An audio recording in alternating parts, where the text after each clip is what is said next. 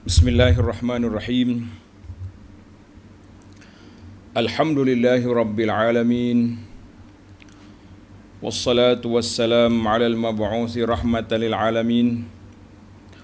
Nabiyyina wa habibina wa qudwatina Muhammad ibn Abdullah wa ala alihi wa sahbihi wa man sar ala nahjihi wa ihtada bihadihi wa istanna bi sunnati ila yaumiddin. Amma ba'du. Muslimin dan muslimat, para jemaah, para pencinta ilmu sekalian, alhamdulillah pada hari ini 15 hari bulan 1 2023 kita teruskan bacaan kita dalam kitab Hikayatun Fiqhiyatun Mukhtarah. Hikayat-hikayat fiqh yang terpilih. Al-Hikayatus Thaminatu wal Khamsun Ba'dal Mi'ah. Hikayat yang ke-158. Cerita iaitu hukum seorang yang berkahwin tapi dia tak tetapkan mahar, berapa mah kahwin. Tiba-tiba si suami mati. Walam yadkhul biha. Tak sempat lagi bersama dengan isteri, dia sudah mati. Maka apakah hukumnya? Mas kahwin tetap berkena ke lepas gugur, dan bagaimana dengan iddah isterinya itu? Bagaimana dengan iddah isteri? An Alqamah meriwayatkan daripada an Abdullah bin Mas'ud radhiyallahu anhu, seorang sahabat, annahu su'ila an rajulin tazawwaja imra'atan wa lam yafrid laha sadaqa. Orang ditanya sahabat Nabi Al-Jalil Abdullah bin Mas'ud tentang seorang laki-laki berkahwin dengan wanita dan dia tidak tetapkan berapa mah kahwin dia nak beri. Walam yadkhul biha. Dia pun tak sempat bersama dengan isterinya tadi. Maknanya bersama itu makna tak sempat bersetubuh dengan dia. Hatta mata, tiba-tiba suami dia sudah mati. Apa jadi? Wa fi riwayat, dalam riwayat lain kata annahum ikhtalafu ilaihi syahran. Sebulan dia tak jawab. Ibnu Mas'ud tak jawab sebulan. Raja'uhu iddata marratin. Mereka rujuk tanya dia beberapa kali. Wa huwa mutakhawwifun an yukhti'a fi fatwa. Dia takut dia salah dalam fatwa dia tadi. Kalau dia bagi tahu hukum, takut salah. Sebab apa? Sebab dia tak jumpa dalam hadis Nabi sallallahu alaihi wasallam kes yang sebelum ni. Mana bagi dia tak jumpa. Kalau ada cerita lain, tapi benda tu ada, cuma dia tak lalu ikut dia. Jadi dia pun taraddud, maknanya tak berani nak mengeluarkan fatwa. Itu menunjukkan waraknya seorang sahabat.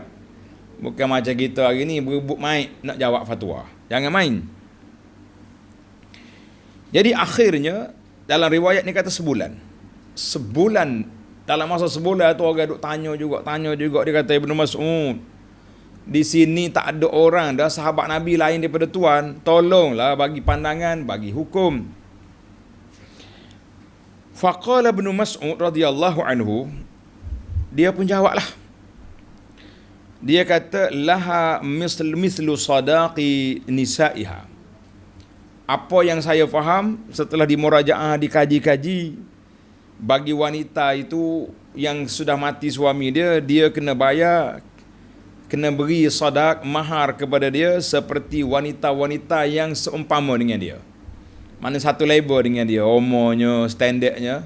Kita beri macam tu lah. Mana kalau orang lain 1,000 dinar, dia akan bagi 1,000 dinar juga.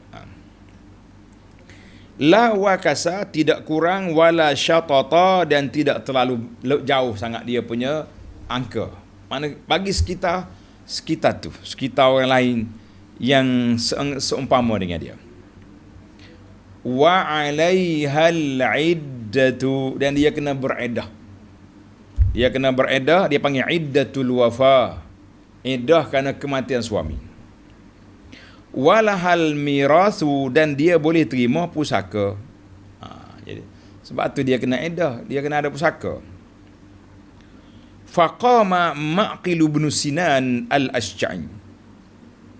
Lepas pada Ibnu Mas'ud bagi pandangan itu, bagi fatwa itu, bangun seorang lain, Ma'qil bin Sinan, ada riwayat kata Ma'qil bin Yasar.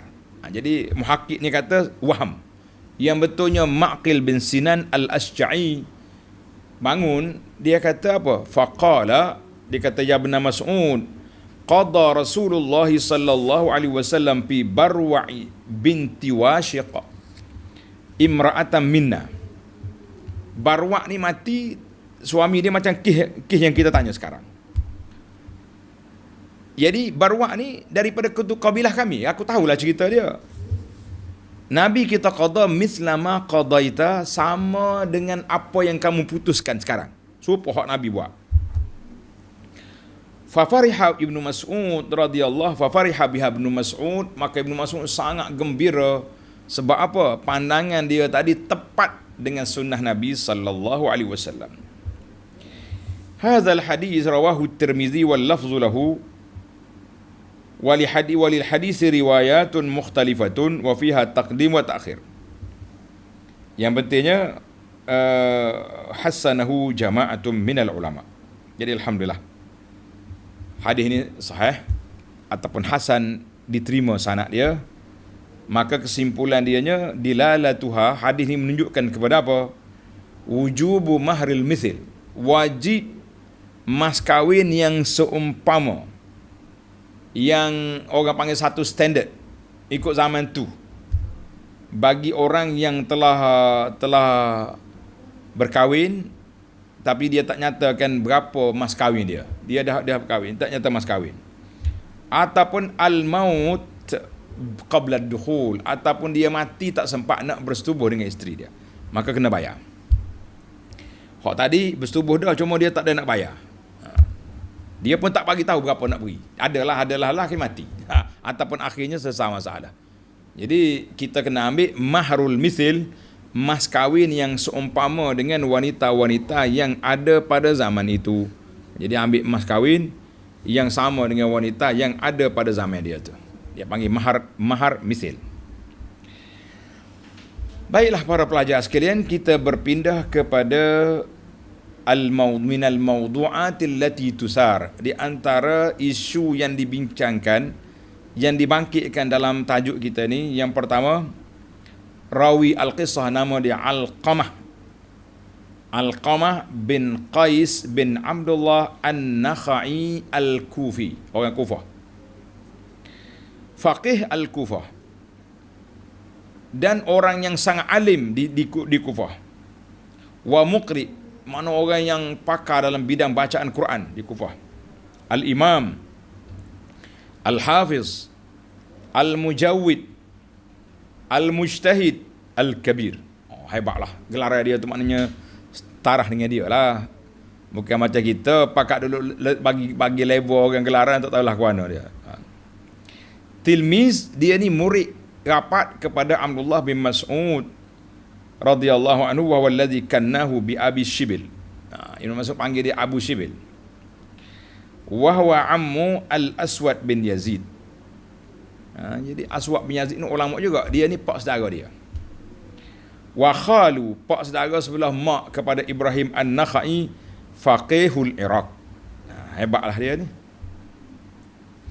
Wulida Alqamatu, dilahirkan pada zaman munculnya, zahirnya Nabi sallallahu alaihi wasallam, di akhir hayat Nabi. Tapi dia tak sempat jumpa Nabi. Wa idaduhu fil mukhadramin, mana orang yang hidup sempat, dia lahir pada zaman Nabi ada tapi dia tak jumpa. Dia panggil mukhadramin. Wa hajara fi talabil ilmi wal jihad, wa nazal al-Kufah, dia tinggal di Kufah. Wa lazama as-sahabil jalil, dia belajar dengan sahabat yang mulia Abdullah bin Mas'ud, hatta ra'sa fil ilmi wal amal, sehingga menjadi tokoh dalam ilmu dan juga amalan. Wa tafaqqaha bihil ulama wa ba'uda saituhu, ramai ulama-ulama mari mengaji dengan dia, dan masyhurlah dia di pelosok dunia pada saat itu. Cuma ulama'nya berbeza pandangan tentang tarikh wafat dia, bila ke dia mati. Beza pandangan. Ada kata ramai di kalangan ulama pengkaji mengatakan dia meninggal pada tahun 62 Hijrah. 62 Hijrah. Adapun mufti yang ditanya ni nama dia Abdullah bin Mas'ud radhiyallahu anhu, sahibu Rasulullah sallallahu alaihi wasallam, seorang sahabat yang banyak meriwayatkan hadis. Dan Sayyidina Umar pula, dia pula hantar dia pergi ke Iraq untuk menjadi guru di sana. Ahadu ulama as-sahabah dan anak murid dia di Iraq telah mengambil pandangan Ibnu Mas'ud sehingga lahirnya madrasah Ahlul Ra'yi di Iraq.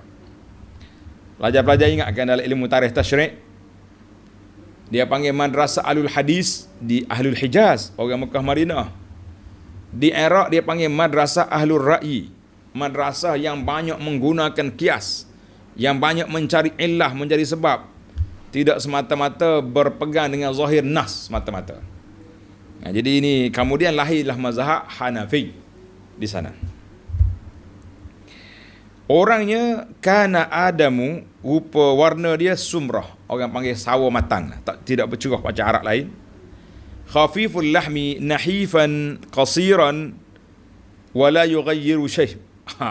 Ubah dia tak inah, biarnya putih situlah. Kan? Dan itulah sifat-sifat perik body dia, biarlah. Qala anhu Ibrahimun Nakhai. Ibrahim Nakhai kata apa? Kana latifan fatinan. Orangnya bijak, cerdik. Pandai dua tu. Cerdik dengan bijak, habis cerita. Wa qala anhu Az-Zahabi, Imam Az-Zahabi kata kana ma'dudan fi azkiya'il ulama.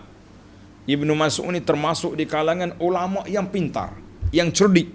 Ulama tu cerdik belaka tapi cerdik, bijak dari sudut urusan-urusan dia tu. Setengah orang ni bijak ilmu, hak dia ni bijak belaka. Allahu akbar. Adapun yang menyokong pandangan tadi, nama dia Ma'qil bin Sinan al-Ashja'i. Jadi tak kena dengan setengah orang menukilkan Ma'qil bin Yasar, salah. Gelar dia Abu Sinan, lahu suhbatun, dia sempat bersahabat dengan Nabi sallallahu alaihi wasallam, wa riwayatun, dia meriwayat daripada Nabi sallallahu alaihi wasallam, dan pemegang liwa Ashja', panji-panji bendera kabilah Ashja' duk tangan dia yaumal fathi, pada hari pembukaan kota Mekah. Hari pembukaan kota Mekah, liwaul Ashja' di tangan dia. Haddasa anhu, murid-murid dia yang meriwayatkan hadis daripada dianya Masruq, Alqamah, Aswad, Salim bin Abdullah, Al-Hasanul Basri dan lain-lain. Kana bil Kufati, asal dia di Kufah. Dia pergi jumpa Yazid bin Muawiyah, ketua di situ. Fara'a minha umuran munkar, dia tengok benda yang dia tak senang hati. Fasara ilal Madinah, dia pun balik ke Madinah. Wa khala'a Yazid, dia tak mau sokong Yazid. Kana min kibari ahli al-Harrah, dia ni salah seorang sahabat yang duduk dalam peperangan Harrah, yang berlaku di Harrah Syarqiyah dengan tentera Yazid bin Muawiyah pada tahun 63 Hijrah. Qutila adadun kabirun min sahabati, ramai di kalangan sahabat-sahabat yang mati syahid, mati dalam serangan tentera Yazid kepada ahli Madinah. Kalau tuan-tuan pergi ke kubur Baqi', ada satu ruang luas gitu, tanya ya penjaga, man haula, siapa dia di situ? Dia akan kata syuhada Harrah, orang yang mati syahid dalam serangan di Harrah Asy-Syarqiyah. Baik para jemaah sekalian, kana min kibar al-Harrah fazubiha biha, sallallahu akbar, zubiha biha sabran, dan dia meninggal umur dia lebih daripada 70 tahun. 70 tahun. Jadi baiklah. Ma'qil meriwayatkan peristiwa yang berlaku kepada kabilah dia Barwa'. Ada tak makcik-makcik nak dapat anak sehari dua ni, cucu ke, nak ambil nama Barwa' ni? Pelik bunyi Barwa. Barwa bintu Washiq al-Ashja'iyah.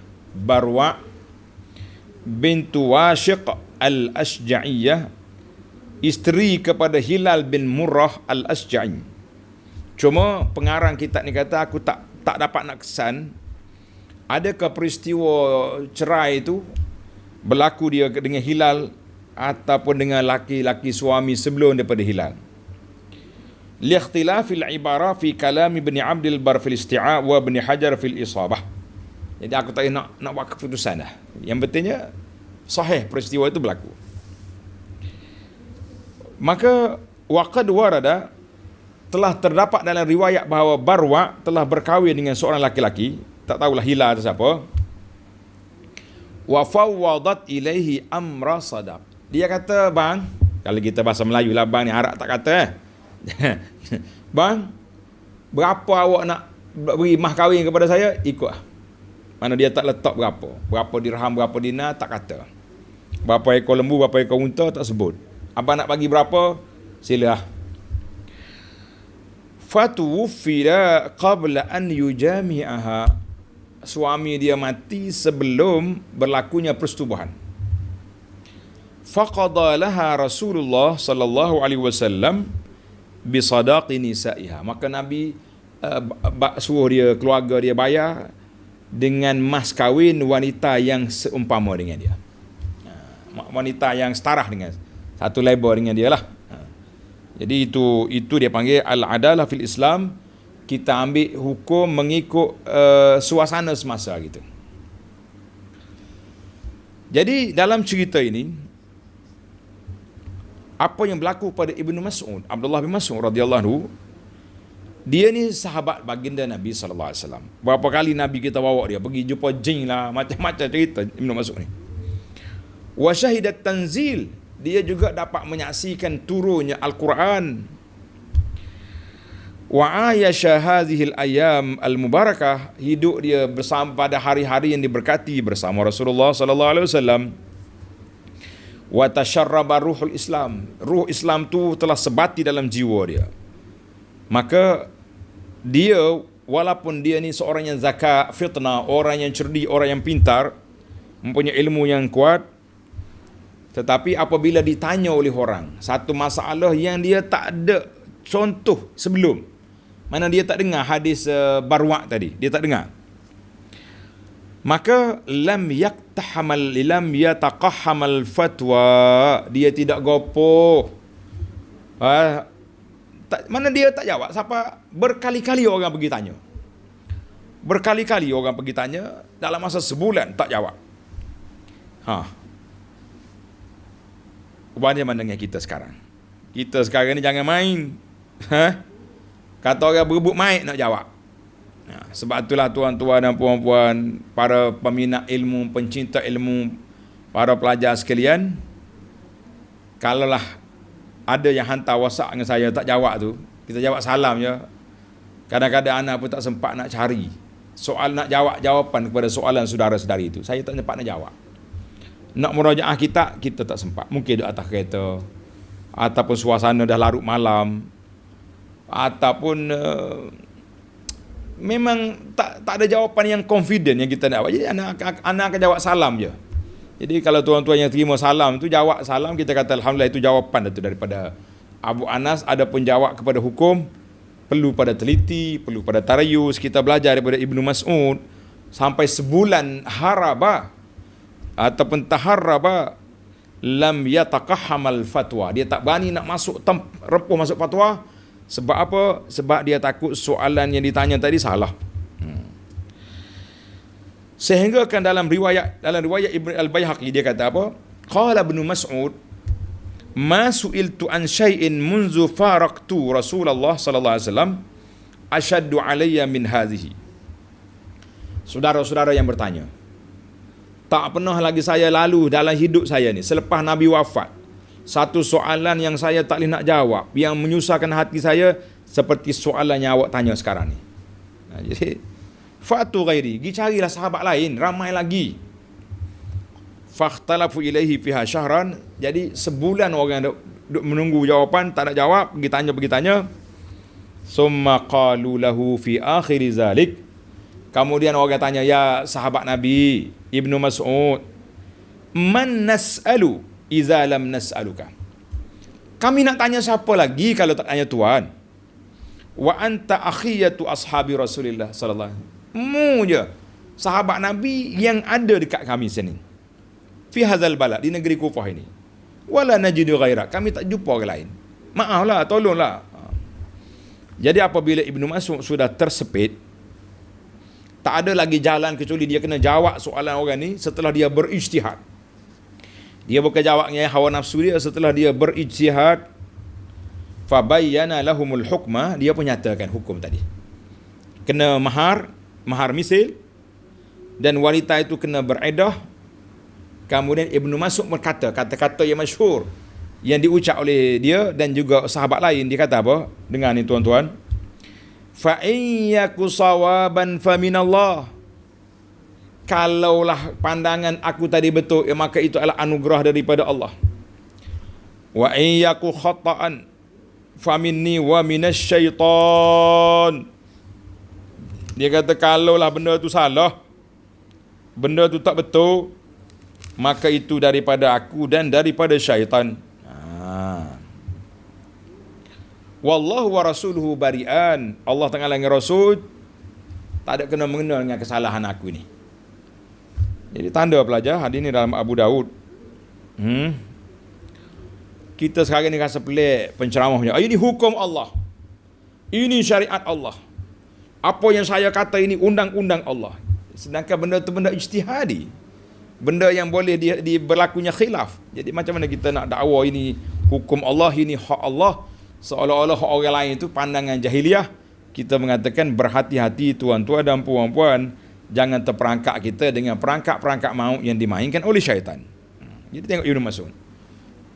Biasa kita dengarkan ustaz-ustaz kita, tuan-tuan dan puan-puan, setakat inilah apa yang saya nak sampaikan. Yang baik itu dari Allah, yang salah itu dari saya. Ini kata Ibnu Mas'ud. Ada lagi sahabat lain mengatakan, tapi kita ambil sanad Ibnu Mas'ud dulu. Fa in yaku sawaban fa minallah wa in yaku khattan atau khata'an fa minni wa minasyaitan wallahu wa rasuluhu bari'an. Jadi jelaslah, jangan duk berani Jangan duk cepat-cepat jawab hukum, cari dulu dia punya sandaran ambil di mana, barulah kita rasa tenang dalam hidup kita ini, insya-Allah. Baik para pelajar sekalian, takhawufu Abdullah bin Mas'ud radhiyallahu, kenapa dia takut nak beri jawapan? Li'annahu lam yakun indahu sanadun syar'iyyun, kerana tidak ada depan mata dia sandaran daripada syarak. Quran pun tak sebut, hadis Nabi pun tak sebut, fatwa-fatwa hak Nabi dah jatuh hukum pun dia tak jumpa. Sayyidina Abu Bakar dengan Umar pun tak ada dengar cerita. Sedangkan dua khalifah ni Nabi kita perintahkan supaya ikut apa ni sunnah mereka berdua. Izan bahwa ra'sus syakhsil mahdha. Jadi kalau dia keluar pandangan, bermakna itu adalah merupakan pandangan peribadi dia, ijtihad dia semata-mata, tak ada sandaran orang dulu. Allahu Akbar. Kerana itulah dia ihtata, sangat berhati-hati. Jadi apabila selesai daripada dia menyampaikan hukum, tiba-tiba bangun Ma'qil bin Sinan al-Asja'i. Dia kata fasyahida anna Rasulullah sallallahu alaihi wasallam qad qada fi imra'atin. Nabi dah jatuhkan hukuman dalam kaum dia Asja', nama dia Barwa' binti Washiq. Muskilatuha, kes dia sama dengan kes wanita ini. Wanita hak mu tanya ni, kes dia lebih kurang orang ni juga. Allahu Akbar. Tuan-tuan boleh bayangkan bagaimana farhan aziman Farih bin Mas'ud, gembiranya Ibnu Mas'ud dengan gembira yang tak terkata. Sebab apa? An wafaqa, kerana qada dia, hukuman yang dia jatuh tadi sama dengan hukuman Nabi sallallahu alaihi wasallam dalam masalah Barwa' dengan muskilah yang sama. Allahu Akbar. Kita pun macam tu juga. Lepas kita jawab soalan, tiba-tiba kita dengar video ke, ada mufti lain jawab sama kita. Ya Rabbi, sujud syukur kita. Ibnu Mas'ud sebulan taharraba. Hari ni dia dapat penyaksian daripada siapa? Daripada apa? Daripada sahabat dia ni Ma'qil, menyatakan pernah Nabi jatuh hukum kepada Barwa' dengan isu yang sama. Gembira Ibnu Mas'ud. Maka di sinilah kita kena kata para jemaah sekalian, para penuntut ilmu, kita kena belajar warak dalam fatwa. Warak dalam fatwa, bukan tasarra' fil fatwa, bukan gopoh nak jatuh hukum, bukan gopoh nak jadi mufti, tapi warak dalam berfatwa. Kita katakan alhamdulillah. Alhamdulillah. Cuma dia kata Allah, seorang tokoh ulama, tanda pelajar. Tokoh ni hebat. Nama dia Izzuddin bin Abdus Salam As-Sulami. Digelari dia ni dengan nama Sultan Ulama. Sultan Ulama. Bukan Sultan Negeri, Sultan Ulama. Waktu dia jadi mufti Mesir, dia tersalah. Tersalah mengeluar pandangan. Dia hantar pegawai-pegawai penerangan ke pelusuk tempat-tempat perhimpunan orang, suruh kata, "Hei, ayuhal muslimun, orang Islam ni, man aftalahul Izz bin Abdul Salam bikaza fala ya'malu bih." Siapa-siapa yang pernah dapat fatwa daripada Izzuddin tentang masalah ini, jangan beramal dengan dia. Lish fa innahu akhta'a, dia tersalah dalam undang-undang itu. Pergi jumpa dia balik, nak betul balik. Dulu senang mari tanya, pergi. Sama kita ni kalau pergi pejabat qadi contohnya, ada kat rekod tak? Ada rekod, ada nombor handphone, nombor telefon. Sekurang-kurangnya kalau salah kita telefon balik, "Pak cik, pandangan yang saya sebut tadi tak betul. Pandangan amal rakyat tadi tidak tepat." Jadi kita ni pasal kena pergi pergi munadian yunadi, pergi tempat perhimpunan orang tanya, siapa dia yang tanya fatwa daripada Mufti Izzuddin dalam masa sekian, jangan pegang. Pergi tanya dia semula, tak jadi hak tu. Allahu Akbar. Nama kita hari ni nak sapu, nak delete video hak kita salah cakap ke, nak delete statement hak kita tulis salah ke, nak delete hak kita share pun sombong. Allahu Akbar. Tak boleh jatuh standard. Kita lanyak je, kita lawan je lah. Lawan tetap lawan, walaupun kita benar salah. Itu nafsu nama dia. Tengok orang yang ada ilmu, bagaimana mereka undur balik ke belakang apabila dimaklumkan bahawa pandangan dia tidak tepat, pandangan dia salah. Jadi kena ingatlah. Jangan mudah-mudah kita dalam masalah ini, para pelajar sekalian. Jadi Nabi kita sallallahu alaihi wasallam pernah dibentangkan tajuk yang sama, maka Nabi telah menjatuhkan hukuman dalam sebuah kitab ditulis Aqdiyatu Rasulillah sallallahu alaihi wasallam wa ahkam. Qada ataupun hukum-hukum yang telah diputuskan oleh Nabi sallallahu alaihi wasallam, dan hukumnya sebagaimana disebut oleh Al-Imam Ibnul Qayyim rahimahullah taala dalam jilid yang kelima. Dalam kitab dia Zadul Ma'ad fi Hadi Khairil Ibad. Tuan-tuan baca kitab Zadul Ma'ad, Ibn Qayyim telah bawa satu bab Aqdiyatu Rasulillah. Qada maknanya hukuman-hukuman yang telah dijatuh hukum oleh Nabi sallallahu alaihi wasallam pada zaman dia. Ini senang kita. Macam-macam orang kumpul. Ada risalah tesis tulis Qada'u Umar, hukuman yang telah diputus oleh Sayyidina Umar. Jadi kita belajarlah semua para pelajar.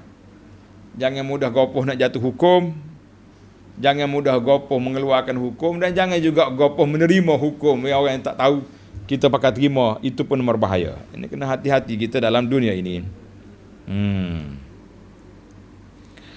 Wa misalu zalika, di antara contoh yang berlaku dalam yang ditulis dalam kitab Zadul Ma'ad tadi, yang berkait dengan tajuk kita ni, iaitulah sadaqul mar'ah al-musamma,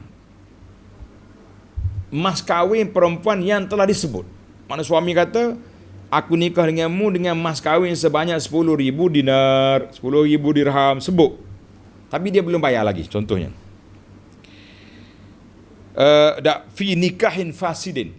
Dia sebut mas kahwin, tapi nikah dia tak jadi. Nikah fasid dia panggil, nikah tak cukup syarat. Fa'an Basrata bin Aktham qala, Basrah laki-laki ni bin Aktham qala tazawwajtu imra'atan bikran fi sitriha. Aku pernah berkahwin dengan seorang perempuan yang dia kata bikir, dia kata dia anak dara, duduk sebalik tabir. Jadi lepas dia akad nikah, fadakhaltu alaiha, aku pun masuklah nak jumpa dengan isteri. Tengok-tengok fa iza hiya hubla, si wanita tadi sedang mengandung. Tak nampak tadi. Dia pergi report ke Nabi sallallahu alaihi wasallam. Faqala Nabi sallallahu alaihi wasallam laha sadaq bimastahlalta min farjiha. Walaupun kamu tertipu, dia tu ada baby kat dalam, tapi oleh kerana kamu telah bersetubuh dengan dia, tetap mu kena bayar mas kahwin dia. Tapi wa farraqa bainahuma, tetap dia kena berpisah sebab dia kahwin dengan orang yang ada baby. Ini dalam hukum ni lah. Mungkin dalam kitab fiqh mungkin ada perbezaan, kita kata itu cerita lain. Yang pentingnya, naknya orang yang kahwin, yang telah meletakkan mas kahwin, tapi kahwin dia fasid. Dia panggil nikah fasid, nikah. Maka tetap dia kena bayar mas kahwin oleh kerana dia ada guna bersetubuh dengan wanita itu. Amma iza kana zawaj tafwidan, kalaulah mas kahwin diberi secara terbuka, berapa you nak bagi, saya terima. Ada. Maka falaha, bagi wanita itu mahrul misil bidukhul, dia dapat mas kahwin yang seumpama wanita lain kalau sudah bersetubuh, awil maut, ataupun suami dia mati tak sempat bersama. Adapun inishturita, kalau dia buat syarat adamul mahri, fahuwa zawajun ghairu sahih wa yusakhu li'annahu syartun batilun. Kalau dia kata nikah tak payah sadak, tak payah mas kahwin, jadi tuan kita ni kata nikah tu tak sahih dan dia jadi batal, dibatalkan kerana syarat dia tu batil. Allahu Akbar. Jadi bahaya kita ni. Orang yang kahwin tak mau buat mas kahwin, maka perbuatan itu menyalahi arahan Allah Taala, wa atun nisaa sadaqatihinna nihlah. Surah An-Nisa ayat 4. Mau kena beri kepada orang perempuan itu sadaqat, ai mahar, kena beri. Kalau mau kahwin dengan dia, kena beri mas kahwin kepada dia, jangan tak bagi. Maka washtiratu adamil mahri, siapa dia buat syarat nikah tanpa mahar, maka itu telah menyalahi nas Al-Quran surah An-Nisa ayat 4. Sebahagian ulama ahli sunnah ni mengatakan boleh. Contohnya mazhab Hanaf dia kata boleh. Tapi kita pegang dengan pandangan majoriti yang mengatakan tidak boleh. Baiklah para pelajar sekalian. Maka bila dalam hadis ni disebut mahrul mithil, laha mislu sadaqi nisaiha, bagi dianya mas kahwin seperti wanita-wanita lain. Berapa? Macam mana kita nak nilai? Penilaiannya macam mana, dia punya skill, dia punya skema. Macam mana kita nak nilai wanita lain tu? Makna mahrul misil, makna seumpama wanita lain. Apa dia maksud? Yakhtalifun nas fil mustawal ijtimai. Jadi manusia dari sudut kemasyarakatan tu berbeza-beza. Dari sudut iktisadi, dari sudut ekonomi pun berbeza. Dari sudut mustawa pendidikan berbeza. Suasana pun berbeza. Ada kerja, tak ada kerja. Comel ke huduh, cerdik ke bodoh, keturunan ke tidak, beragama ke liberal, contohnya. Umur. Maka kita mengatakan hunaka furuqat. Di sana adanya perbezaan. Jadi kalau kita nak kata wanita seumpama ini, sedangkan hak kahwin ni umur 25, contohnya, adakah sama dengan orang kahwin umur 50? Tak sama. Yang ni anak dara, yang itu janda pun tak sama. Jadi penilaian tu kena buat secara adil, secara telus, secara saksama. Jangan duk mudah-mudah pakai akak borong. Tak apa, orang kapun ni lah. Kita kena tengok kedudukan. Orang yang contohnya berpendidikan, habis universiti, tinggi-tinggi mengaji, kerja besar, tak akan sama dengan budak yang tak belajar, SPM pun tak lepas. Contohnya kita kata, Maka ini semua menunjukkan kepada apa? Menunjukkan kepada tanggungjawab yang perlu dilakukan. Jadi kita kena nak buat bandingan tu, kena tengok juga dia panggil kafaah, kedudukan orang itu. Jangan pakai kompayakun, tak boleh. Baiklah para pelajar sekalian, yang terakhir yang ke-10, sepatutnya mas kahwin tu dia beri dulu. Akad nikah, mas kahwin bagi semua sekali. Tapi ada juga sebahagian orang dia bagi separuh. Ambil lah dulu 5,000. 5,000 nanti kita bagi. Ada juga yang berhutang. Jadi, maka sebahagian daripada uruf masyarakat Arab ni, dia tak bagi semua. Dia suruh simpan dulu. Takut perempuan ni ambil hidup beli habis harta benda dia. Suami nak tengok dia pada, nak tengok apa ni, rantai ke gelai comel-comel apa, tak ada dah. Budak ni tak kerti. Jadi itu dia panggil uruf. Namun bagaimanapun, perceraian ke, kematian ke, setiap orang kena bertanggungjawab. Kalau boleh, kalau tak sebut depan imam berapa mas kahwin pun, sebutlah juga kepada isteri, okeylah, oleh kerana saya kahwin dengan awak ni masih muda, juru, comel, jadi kita nak bagi 10,000 contoh, bagi tahu. Jadi supaya senang. Kalau berlaku kes macam ni, tak payahlah tercari-cari di mana, siapa nak nilai, nak banding dengan siapa. Jadi banyak kes, banyak masalah. Maka kita mengatakan tak usah duk cari masalah, tak usah duk perbanyak masalah, tak usah duk panjang-panjangkan masalah, apabila kita ada jalan yang boleh menyelesaikan masalah. Jadi para pelajar sekalian, sebagai kesimpulan, masalah ini kita nak detail dia, rujuklah ke dalam kitab fiqh mazhab Syafi'i contohnya. Ataupun kalau nak senang benar, rujuk ke pejabat qadi lah, mudah. Pejabat qadi ni dia ada dah, dia punya akta-akta dia. Senang dia untuk dia orang buat keputusan. Ataupun sekarang ni beza, pejabat qadi tu hakim. Pejabat PAJ, pegawai agama tu cara bak nak suruh orang menikah. Tapi kalau sudah berlaku kes ni, perceraian ni, kena pergi ke pejabat qadi pula. Jadi kita kata pergilah mana-mana pun, yang penting biar tuan-tuan dapat maklumat yang jelas, dapat jawapan yang jelas. Baiklah, bila kita belajar ilmu daripada Abdullah bin Mas'ud, barulah kita nampak Ibnu Mas'ud ni dahlah orang yang hebat, tapi sangat berhati-hati dia dalam masalah fatwa. Sebulan dia lari, tak mau nyatakan pandangan sebab dia tak jumpa dalil. Ni ada setengah orang kata, mana boleh, tokailah sahabat ni tak jumpa dalil. Dia sahabat benar. Kita kata, ya akhi, zaman dulu bukan ada tulisan, belum dibukukan. Quran pun tak buku lagi, hadis pun belum dibukukan. Kemudian bila mari zaman Abu Bakar, zaman Sayyidina Osman, barulah kelengkap buku Quran, tapi hadis belum lagi. Tengok, zaman Imam Bukhari baru nak buku. Ini zaman sahabat nak buku macam mana? Jadi oleh kerana itulah, kalaulah kita dengar cerita bahawa sahabat ni tak tahu maklumat tentang hadis, bukan makna kita perlekeh, tak. Yang kata, ustaz ni pandai, dia perlekeh sahabat. La. Makna nak bagi tahu sumber maklumat itu terhad. Tapi bila masuk keluar pandangan, makai pula kuatkan pandangan. Jadi kita kata alhamdulillah. Isu yang kedua, kesimpulan kita yang kedua para pelajar sekalian, kesimpulan yang kedua, iaitulah isu la tatasarra' fil fatwa. Jangan gopoh, jangan belorak, jangan kelang kabut nak keluarkan hukum sebelum kita murajaah, sebelum kita kaji, sebelum kita selidik. Nanti apabila kita jatuh hukum awal-awal, kita pula akan menyesal. Jadi berlakulah kes macam tu. Tak ada apa-apa lagi menyesal dah. Kenapa? Pandangan saya tadi salah, saya tersilap, saya tu saya ni. Kita mengatakan inilah satu benda. Supaya tak berlaku saya tu saya ni, maka kita belajarlah tarayus, belajar dengan Ibnu Mas'ud. Jangan gopoh, tanya khabar dulu. Kalau boleh tanya pandangan orang lain dulu, tanya pejabat mufti.